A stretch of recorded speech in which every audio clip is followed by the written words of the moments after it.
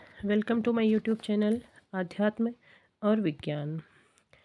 आज के इस वीडियो में हम बात करने वाले हैं यिन और यांग के बारे में, क्योंकि ये जो यिन यांग का कॉन्सेप्ट है ये वैसे तो चीन से आया हुआ है, किंतु हमें ये देखना है कि विभिन्न संस्कृतियों के मध्य जो मूल तत्व है वो क्या है। ये यिन यांग जो था चीनी चिकित्सा से संबंधित था, जिसमें शरीर के अंदर जो बीमारियां हैं उसके निदान के लिए ये एक टेक्निक निकाली गई थी जिसे यिन यांग कहा गया था। ये एक प्रतीक होता है जिसमें एक क्षेत्र के अंदर एक काले हिस्से में सफ़ेद धब्बा और सफ़ेद हिस्से में काला धब्बा दिखाया जाता है। ये चक्र आपने अक्सर देखा होगा, लेकिन ये है क्या? इसे अगर हम अपने भारतीय दर्शन विज्ञान के साथ कंपेयर करेंगे तो हमें वहाँ इसका मूल तत्व देखने को मिलेगा। वैसे ही वहाँ के भी विज्ञान में इसे एक ऊर्जा का प्रतीक ही माना गया है। चीनी ब्रह्मांड विज्ञान में इसे भौतिक ऊर्जा से जोड़ा गया है। ये एक प्रतीकात्मक चक्र के रूप में है, जिसमें यिन यांग में यिन यदि स्त्री शक्ति का प्रतीक है तो यांग पुरुष शक्ति का प्रतीक है। यिन को काले रंग से दिखाया गया है जिसमें सफ़ेद रंग का बिंदु है, और यांग को सफ़ेद रंग से दिखाया गया है जिसमें काले रंग का बिंदु है। मूल तत्व क्या है? वो ये कहते हैं कि इसी यिन यांग यानी कि इसी ऊर्जा से संपूर्ण ब्रह्मांड का निर्माण हुआ है और उसी से सारी चीज़ें निर्मित हुई हैं। हमारे भारतीय विज्ञान की बात की जाए तो भारतीय विज्ञान में भी स्त्री शक्ति और पुरुष शक्ति के संयोग से ही पूरे ब्रह्मांड का निर्माण हुआ है।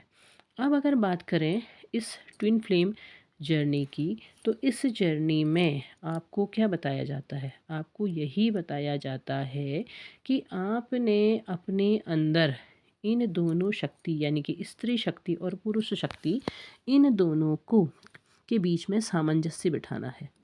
इसमें इन दोनों को बैलेंस में लेके आना है। आपकी जो शक्तियाँ बैलेंस नहीं हो रही हैं, आपने उसे बैलेंस बनाना है। आप अपने अगर सामान्य जीवन में देखते हैं तो आपकी किसी समय आपकी जो पुरुष शक्ति होती है वो बहुत अधिक होती है। मतलब किसी परिस्थिति में आप बहुत मजबूत काम कर रहे होते हैं, बहुत चीज़ों को संभाल करके चल रहे होते हैं, आप किसी परिस्थिति से टक्कर लेने में नहीं डरते हैं। इसका मतलब क्या है? आपकी जो मस्कुलाइन एनर्जी है वो बहुत आगे बढ़ी हुई है और आप उस हिसाब से उस तरीके से सोच रहे हैं। और कभी आप इतने कोमल हो जाते हैं कि आप किसी छोटी सी परिस्थिति में भी रो जाते हैं, तो क्या है? इसका मतलब आपकी फेमिनाइन एनर्जी अधिक अभी इस समय बढ़ी हुई है। तो आपने उन दोनों को बैलेंस करने के लिए आपको कहा जाता है कि आप अपने ऊपर काम करें ताकि उसे पूरी तरीके से बैलेंस कर सकें। तो यही यिन यांग जो ऊर्जाएं हैं, इसी को चीनी सिद्धांत में भी उसमें यही कहा गया है कि आप इसे बैलेंस में लेके आएँ।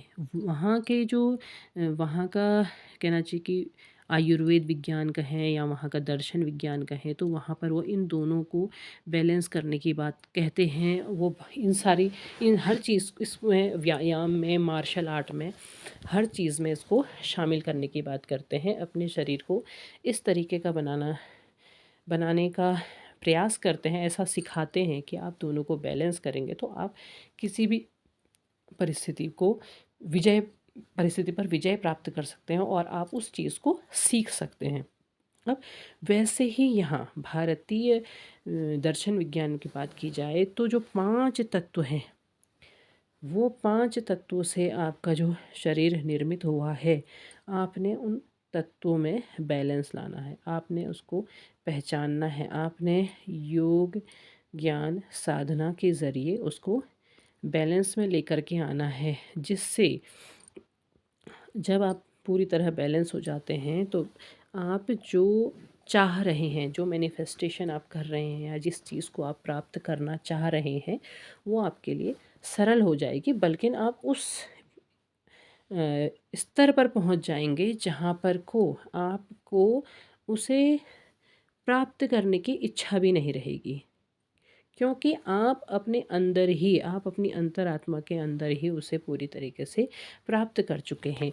जो अंधकार आपके मन में से पहले छाया हुआ था, देखिए यिंग यांग में दिखाया है कि काले आवरण के बीच में सफ़ेद बिंदु, तो वो जो काले आवरण में आप पहले घिरे हुए थे, उससे जब आप अपने आप को दूर करने का प्रयास करते हैं तो आप पहुंचते हैं कहाँ? आप पहुंचते हैं उस सफ़ेद बिंदु की ओर, जहाँ से आपको अब उस काले के होने का कोई एहसास ही नहीं रहता, उसके होने की कोई ज़रूरत ही नहीं रहती है। तो आप अंधेरे से प्रकाश की ओर बढ़ते चले जाते हैं। तो आपको उन दोनों के बीच में एक सामंजस्य बिठाने के लिए कहा जाता है, इस जर्नी में कहा जाता है कि आप उन दोनों के बीच में एक सामंजस्य बिठाइए। ये क्योंकि ये क्या है, ये विपरीत भाव वाले गुण हैं। यिंग और यांग विपरीत भाव वाले गुण हैं, उन्हें दिखाया भी उसी तरीके से गया है। एक काले रंग का है तो एक सफ़ेद रंग का है। उन दोनों के बीच में जो समान भाव है वो क्या है? वो बिंदु हैं। एक बिंदु काला है, एक बिंदु सफ़ेद है, और दोनों वो उनको सामंजस्य बिठाने की बात करता है। वो कहता है कि इनको आप अपने अंदर दोनों एनर्जी को जब आप बैलेंस करते हैं, तो बैलेंस करने के बाद ही आप वास्तव में जिस ज्ञान को प्राप्त करना चाहते हैं, जो ईश्वर से जुड़ा हुआ जो ज्ञान है, आप उसे प्राप्त करने के स्तर पर पहुंचते हैं।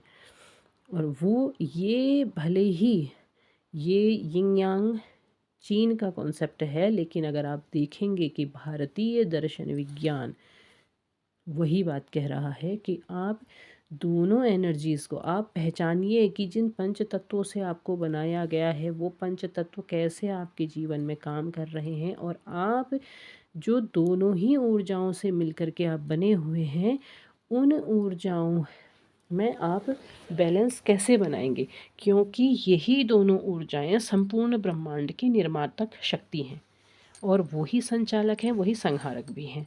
तो आपने उनके बीच में एक सामंजस्य बिठाना है। आप जो भी इस जर्नी में हैं, जो इस यात्रा को कर रहे हैं, वो उसे यात्रा को तभी पूरा करेंगे जब आप उसको पूरी तरह से बैलेंस में लेकर के आएंगे, और आप अपने मन मस्तिष्क के स्तर को वहाँ तक ले जाएंगे जहाँ पर आप इसके वास्तविक सत्य को जान पाने में सक्षम होंगे। तो उम्मीद है आपको यिंग यांग क्या कह रहा है भारतीय दर्शन शास्त्र में, क्या इसकी व्याख्या है, ये समझ में आया होगा। अपने विचार मेरे साथ ज़रूर साझा कीजिएगा। तब तक के लिए धन्यवाद।